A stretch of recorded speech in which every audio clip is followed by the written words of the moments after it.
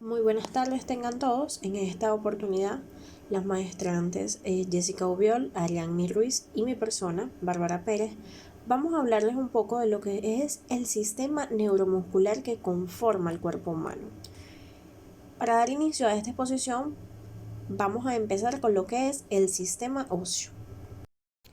El sistema óseo es una compleja estructura que da forma y soporte al cuerpo humano, formado por 206 huesos una vez alcanzado el máximo desarrollo.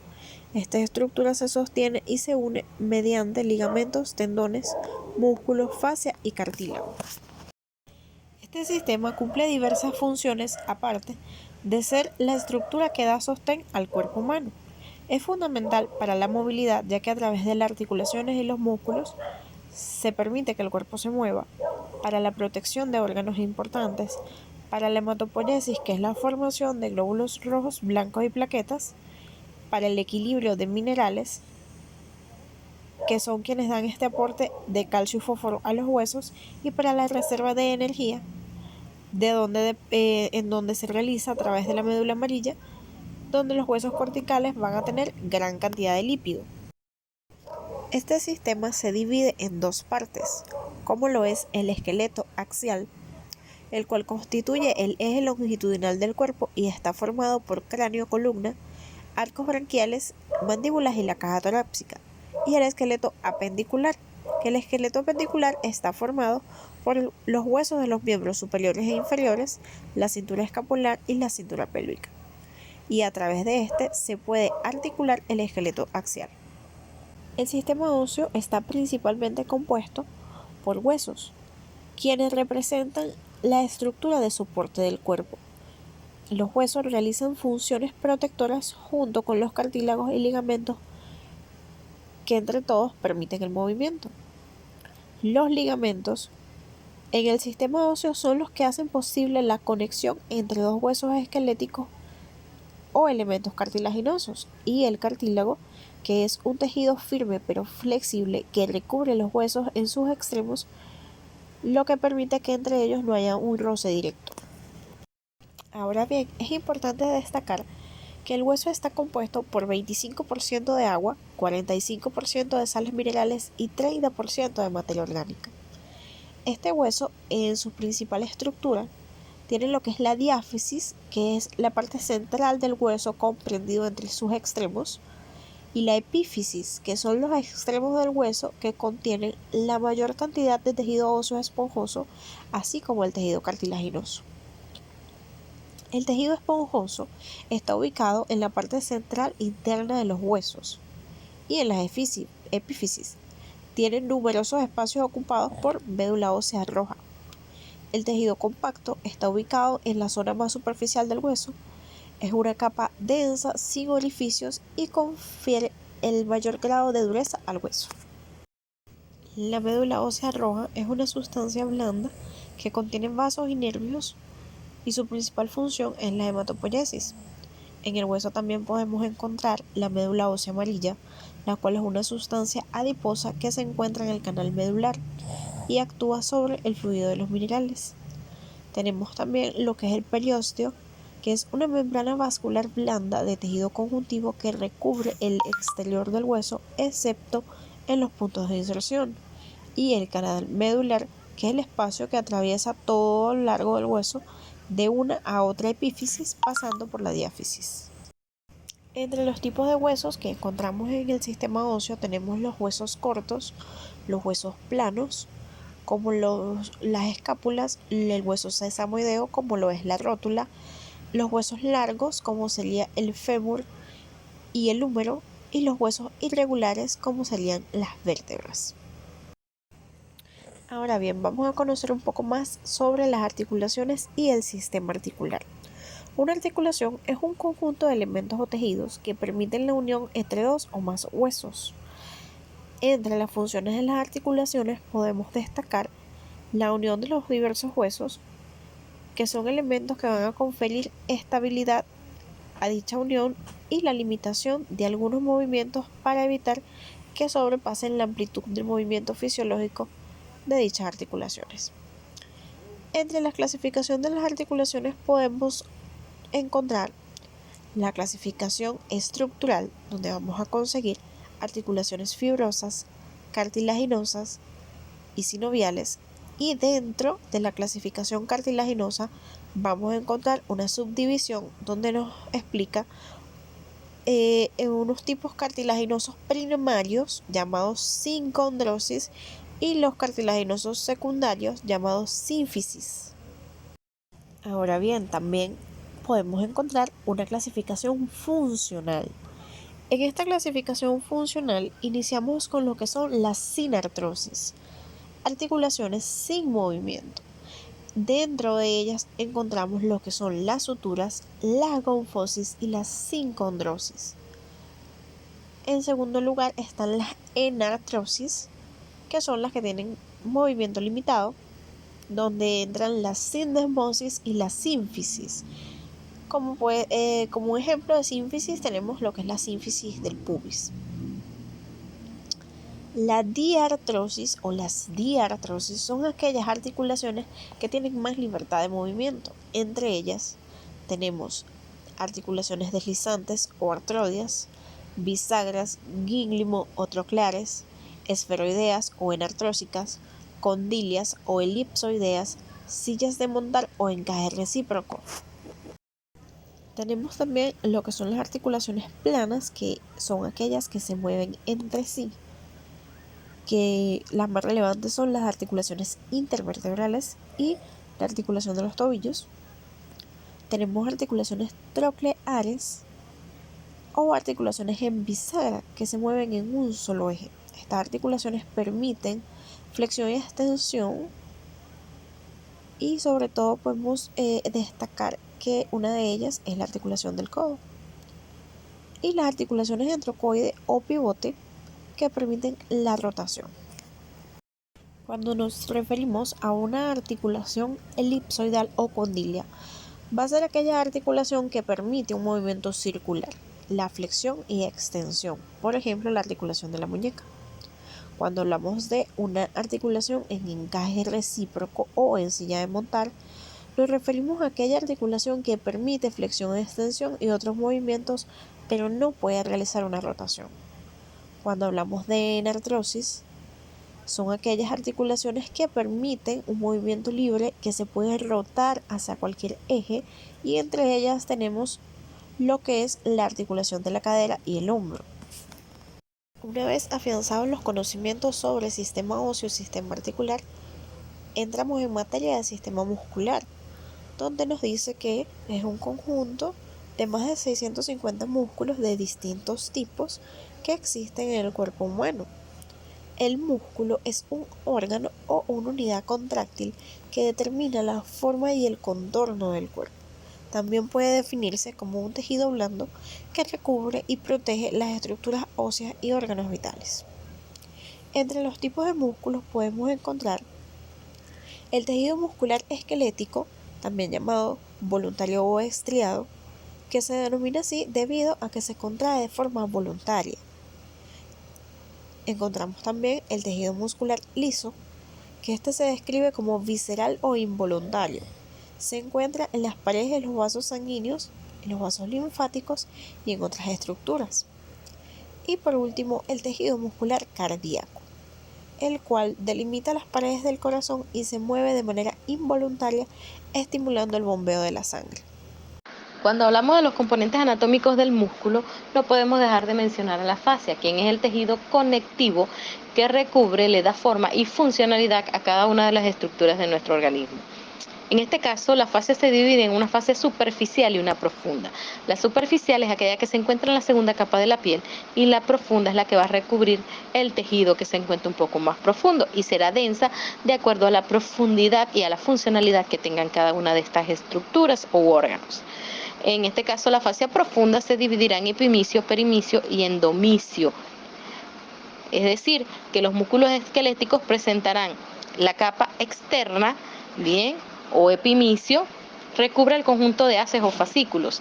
El perimicio recubre los haces o fascículos, bien, es decir, las fibras que se encuentran envueltas por la vaina, y el endomicio se encargará de darle o de envolver a las pequeñas miofibrillas. Asimismo, las propiedades del tejido muscular se encuentra formado por células llamadas miocitos y tiene 4 propiedades principales que lo diferencian del resto de los tejidos, como lo son la excitabilidad eléctrica, en la cual el tejido muscular recibe impulsos eléctricos del sistema nervioso y responde a los mismos generando el movimiento. Contractibilidad, que se define como esta capacidad de acortamiento que provoca una tensión llamada fuerza de contracción. Extensibilidad, que es la capacidad de este músculo para extenderse sin sufrir daño alguno. Y elasticidad es la capacidad para volver a su estado original o a su longitud luego del proceso de contracción o tras un estiramiento. Con respecto a las funciones del músculo, tenemos lo que son la postura, es decir, que mantiene la forma del cuerpo estable incluso en reposo.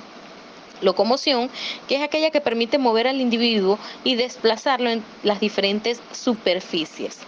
El movimiento de órganos internos como intestino, corazón, permitiendo que desempeñen sus funciones cuando hablamos de la musculatura lisa, bien. Estabilidad, ya que los músculos mantienen al cuerpo en equilibrio. Protección, cuidando junto con el esqueleto a los órganos internos. Y calor, ya que va a generar una energía calórica.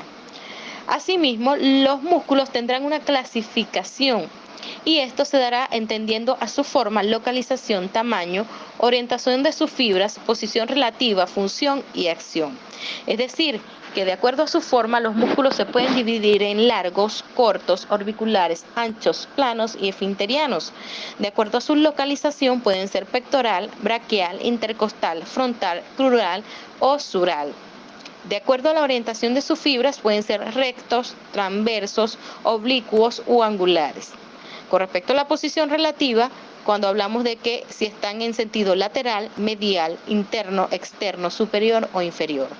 Con respecto a su función, serán divididos en agonistas, antagonistas, fijadores o sinérgicos. Y con respecto a su acción, serán divididos en flexores, extensores, aductores, abductores y rotadores. Bien.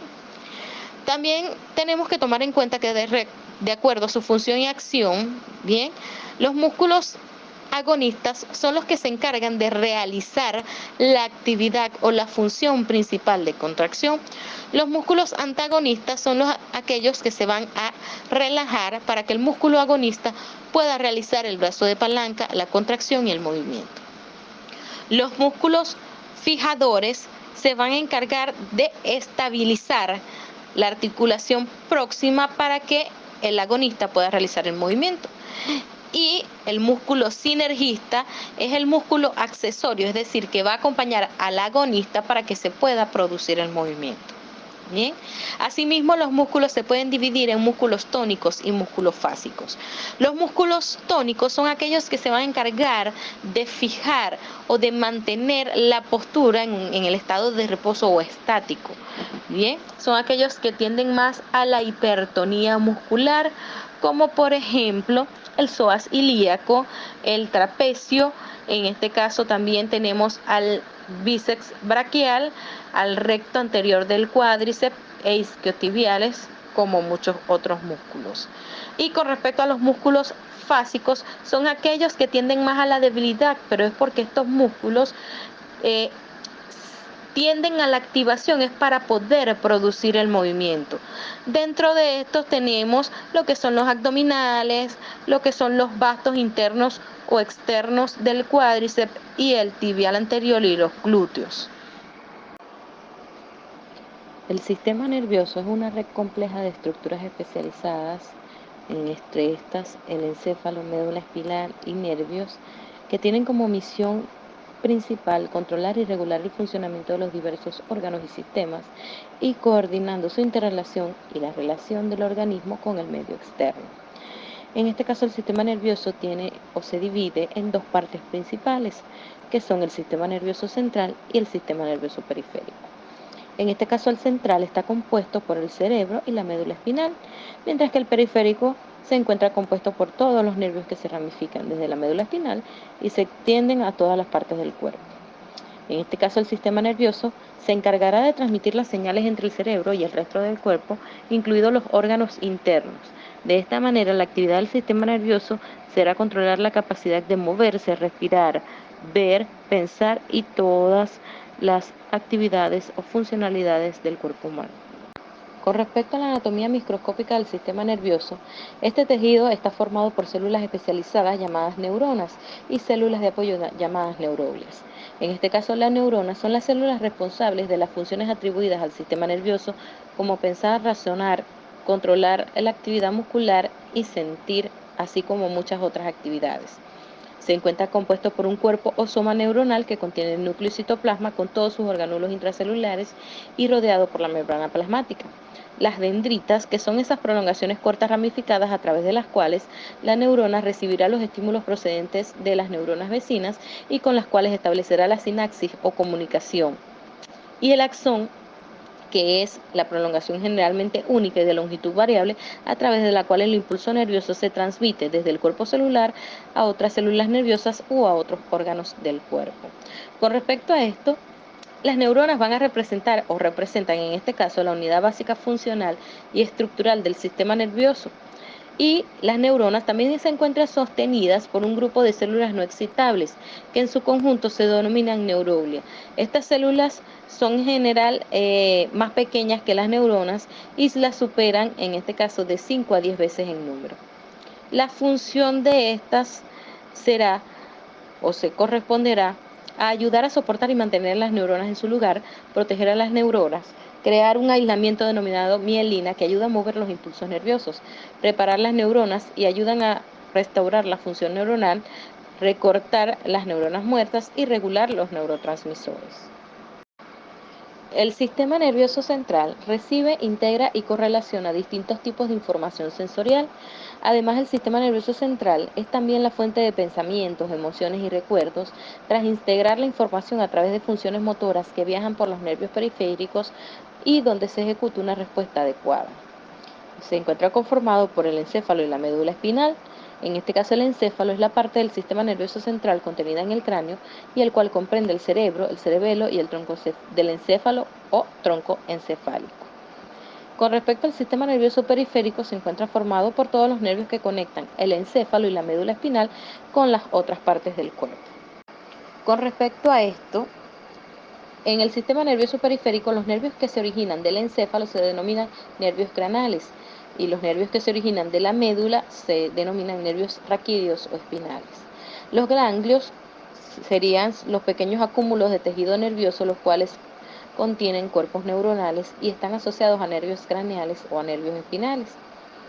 Los nervios en este caso se van a definir como esos haces de fibras nerviosas periféricas que forman las vías de información centrípeta, es decir, las que reciben desde los receptores sensoriales hasta el sistema nervioso central, son quienes reciben el estímulo y envían la información al sistema nervioso central y por una vía centrífuga que es esa información que viene o que va a viajar desde el sistema nervioso central a los órganos efectores para que se produzca una respuesta. Asimismo, a nivel del sistema nervioso podremos encontrar o se puede definir lo que es el sistema nervioso autónomo o vegetativo, el cual se va a encargar de inervar el músculo liso, el músculo cardíaco y las glándulas, que junto con el sistema endocrino controlan la forma inconsciente, la homeostasis del medio interno. La parte central del sistema nervioso autónomo se encuentra compuesta por un grupo de neuronas localizadas en la médula espinal y el tronco cerebral. Estas se encargarán de regular la frecuencia cardíaca, la tensión arterial y la respiración. La parte periférica del sistema nervioso autónomo está compuesta por los nervios vegetativos, que son básicamente motores. La porción motora de este sistema nervioso autónomo tiene dos divisiones principales, que son simpático y parasimpático. Muchos órganos reciben inervación simpática y parasimpática y en general en un mismo órgano pueden tener funciones antagonistas.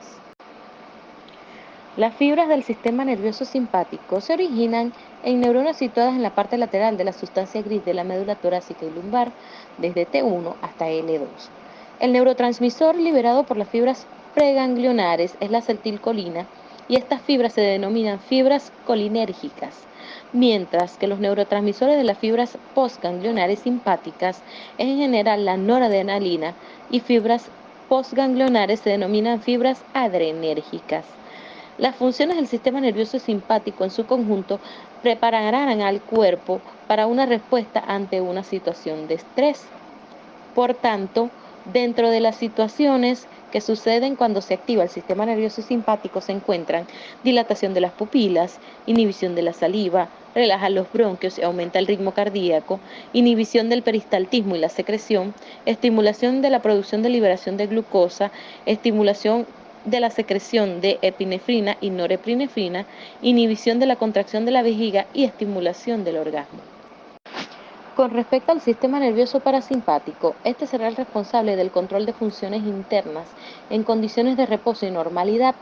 Las fibras del sistema nervioso parasimpático se originan en el cráneo y el sacro.